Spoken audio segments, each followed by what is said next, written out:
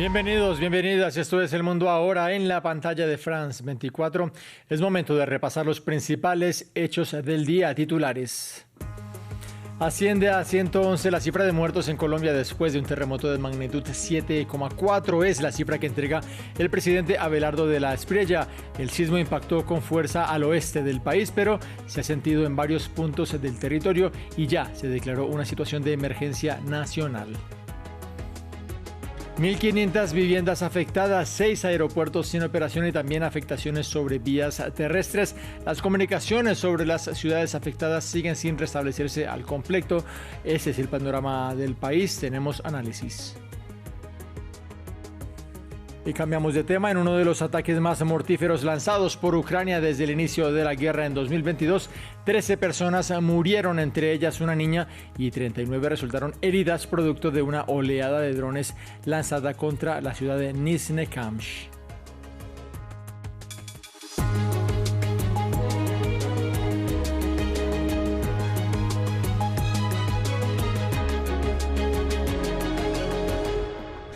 Emergencia en Colombia. Asciende a 111 la cifra de fallecidos por el terremoto de magnitud 7,4 que sacudió a una población al oeste del país. Son también 87 los heridos según el balance entregado por el presidente Abelardo de la Espriella.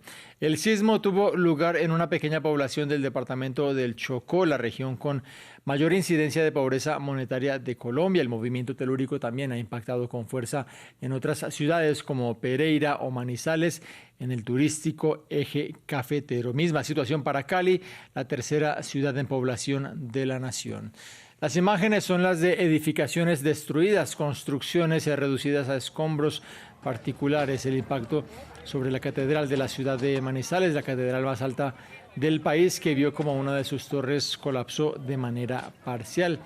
En algunas urbes las comunicaciones siguen sin restablecerse al completo. Este es el sismo de mayor magnitud en una década y con el antecedente de un terremoto que se vivió también en el eje cafetero en el año 1999 y se cobró 1.185 vidas. A las 12:30 de hoy teníamos 111 fallecidos, 87 heridos, 1.575 viviendas averiadas, 37 viviendas completamente destruidas, 61 edificios colapsados, 18 centros de salud averiados, 52 centros educativos averiados, 17 centros comunitarios averiados, 18 vías averiadas, 6 aeropuertos afectados en infraestructura y sin operación para vuelos comerciales, y un aeropuerto afectado en infraestructura y pista de aterrizaje. Este reporte lo voy a estar dando personalmente cada 2-3 horas, dependiendo cómo vaya avanzando la situación. Como decíamos, el sismo de magnitud 7,4 tuvo epicentro en San José del Palmar, en Chocó, y a una profundidad de 103 kilómetros, al menos 1.500 viviendas afectadas y esos 6 aeropuertos de los cuales hablaba el presidente de la Espriella que siguen sin operación. También se reportan afectaciones sobre algunas vías terrestres. A esta hora, las comunicaciones sobre las ciudades afectadas siguen sin restablecerse de manera plena. Para hablar de los riesgos estructurales tras este terremoto, conectamos con Diego Cobos, ingeniero civil y experto en ingeniería geotécnica y diseño sísmico. Gracias por estar con nosotros. ¿Cuál es el estado de la infraestructura en zonas residenciales después de un sismo como este? ¿Cómo quedan después de soportar un movimiento telúrico como el que se registró en Colombia? Buenas tardes y muchas gracias por el espacio. Primero, son estos momentos difíciles donde desafortunadamente como profesión aprendemos mucho, pero como colombianos nos duele mucho lo que está pasando y tenemos que aprender, salir de esto y mejorar. ¿Sí? Extiendo mis oraciones a la gente afectada, a las familias que perdieron miembros y pertenencias.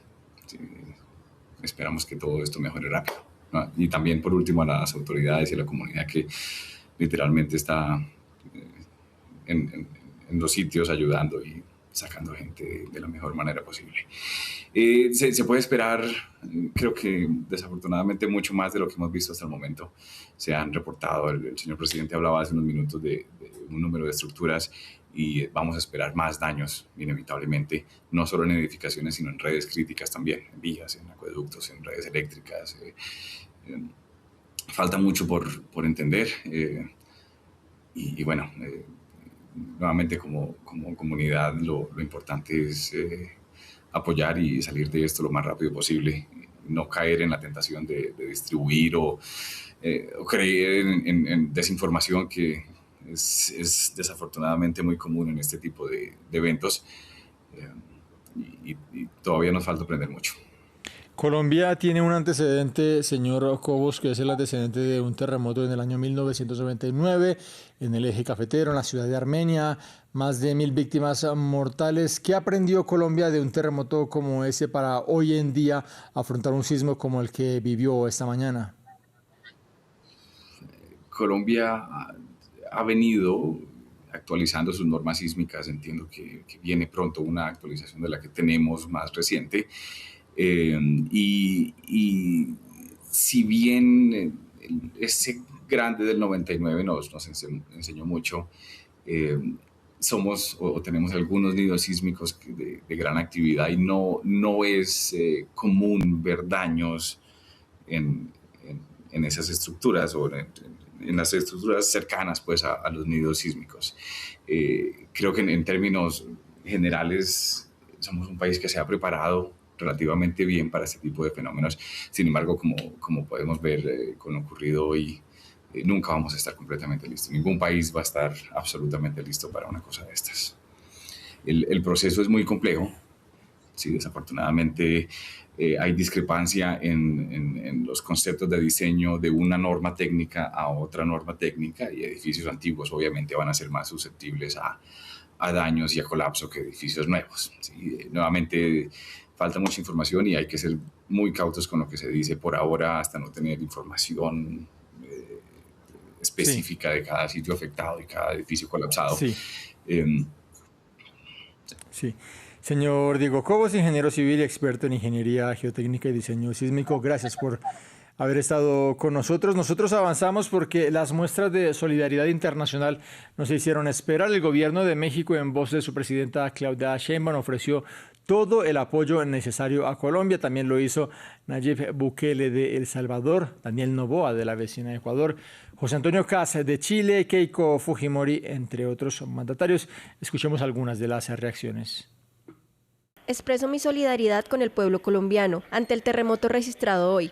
Lamento profundamente las pérdidas y hago llegar mis condolencias a las familias que hoy atraviesan este difícil momento. Al presidente Abelardo de la Espriella y a todo el pueblo de Colombia les hago llegar nuestra disposición para ayudar. El Perú está con ustedes. Recibí con preocupación la noticia del fuerte terremoto que golpeó hoy a Colombia, con epicentro en el departamento del Chocó. En nombre del pueblo brasileño, manifiesto mi solidaridad al pueblo colombiano, especialmente a las familias de las víctimas y a todos los afectados por los temblores. Brasil permanece a disposición de Colombia para brindar el apoyo necesario. Leo con aprensión las actualizaciones sobre el violento terremoto que ha golpeado a Colombia. En estas horas difíciles, Italia se une al pueblo colombiano, a las familias afectadas y a todos los que están comprometidos en las operaciones de rescate y asistencia.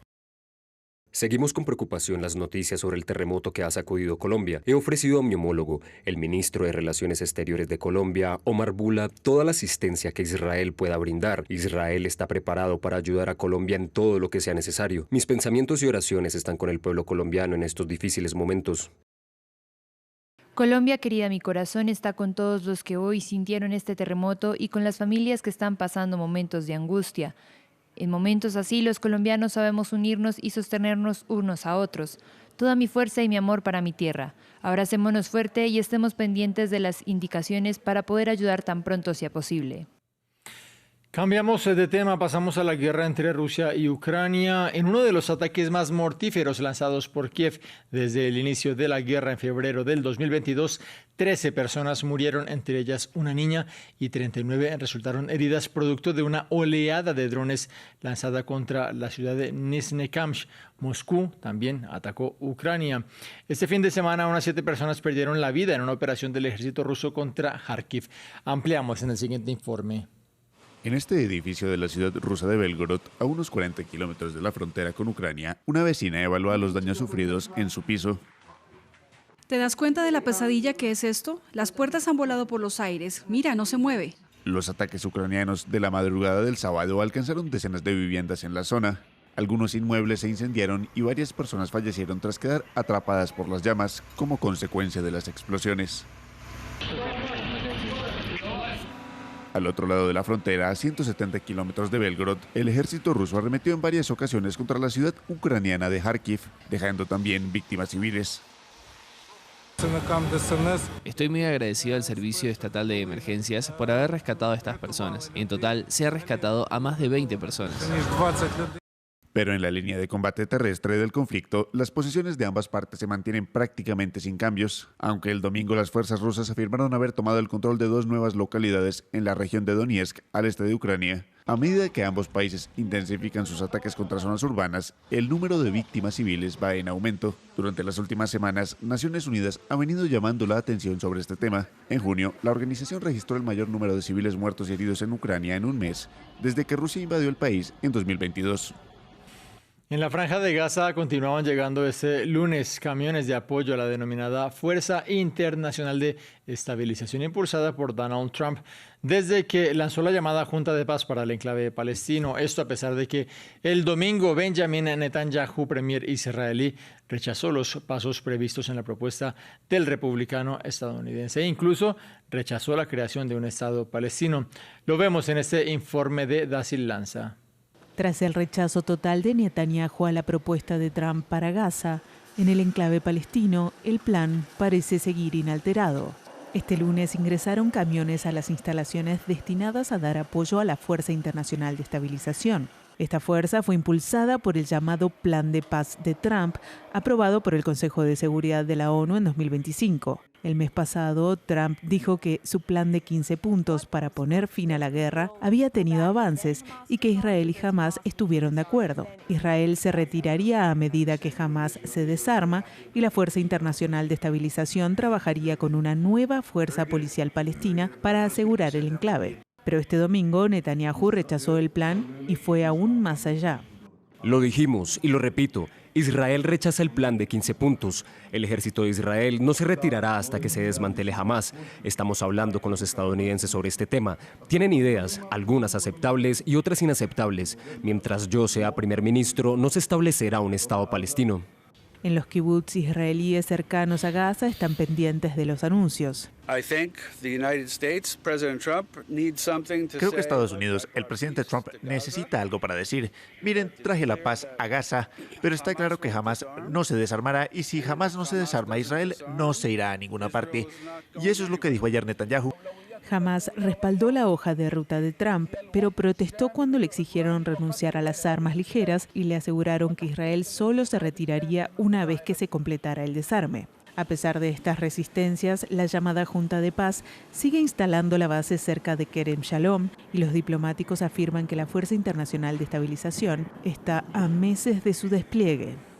Y antes de despedirnos, recapitulamos en torno a la emergencia que se vive en Colombia, país que a las 7:30 de la mañana vivió un terremoto de magnitud 7,4 en una población de menos de 5.000 habitantes al oeste de Bogotá, en el departamento del Chocó. Un sismo con un impacto particular en ciudades como Cali, la tercera ciudad más grande del país, y también en ciudades del turístico eje cafetero. Según el balance de las 12:30 hora de Bogotá, Quito, Lima, entregado por el presidente Abelardo de la Espriella, los fallecidos son 111 y los heridos llegan a 87, mientras hay 6 aeropuertos todavía sin operación en esta zona del país.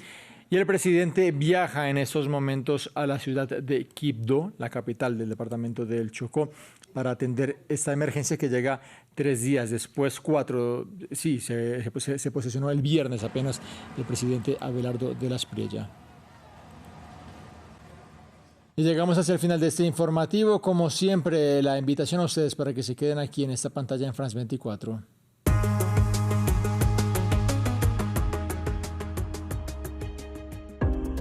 Para comprender mejor el mundo, es indispensable sumergirse en él. De Buenos Aires a Beirut, pasando por Kinshasa, Kiev o Washington. Los corresponsales de France 24 están en todas partes. 200 corresponsales que viven cerca de usted. Su misión, informarle en todo el mundo y a cualquier hora del día. Información objetiva, seria, fiable e independiente. Hechos verificados. Noticias falsas desenmascaradas. France 24. Estamos aquí, estamos allí y allá para informarle.